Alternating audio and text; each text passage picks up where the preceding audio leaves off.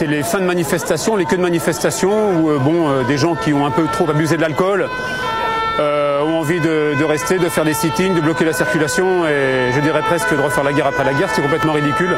Dans le groupe, un manifestant va leur poser un vrai problème. C'est cet homme en costume cravate. On n'est pas là pour planter des fleurettes, resserrez. Maxime Grémetz est un député communiste. À cause de la présence de ce représentant du peuple, la situation devient immédiatement ultra sensible. Cet homme, avec sa veste en jean, tente de lui faire quitter les lieux. C'est un policier en civil. Mais Maxime Grémetz se dégage et va prêter main forte à ce jeune homme. Il est repoussé par les CRS.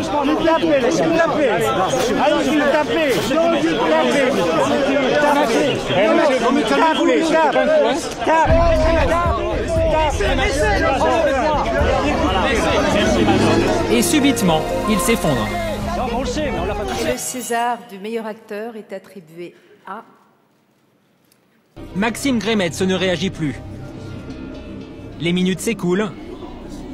À la préfecture, l'état-major et le commissaire Marc sont consternés. 10 minutes plus tard, Maxime Grémetz se relève enfin. Pour le CRS, le député en a rajouté. C'était mort, essayez-moi de dire. D'accord, ok, merci. Et quand nous l'interrogeons, Maxime Grémetz n'est pas avare de détails. Et puis les coups quand même. J'avais une minerve, et puis les coups de pied avec les bouts de fer là, dans les jambes et compagnie, ça part de partout quand même. Hein. Ah, vous avez pris des coups de moi j'étais bien.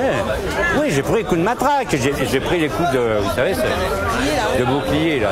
Croyez-moi, hein, ça bouscule drôlement les gens. Et vous avez eu un retour déjà de la direction centrale de la police, Ah non, moi je ne discute pas, je dépose plainte. Il y a les témoins, il y a les cassettes qui d'ailleurs qu'on peut voir, y compris elles sont mises sur des sites. On peut le voir, on voit très bien l'agression.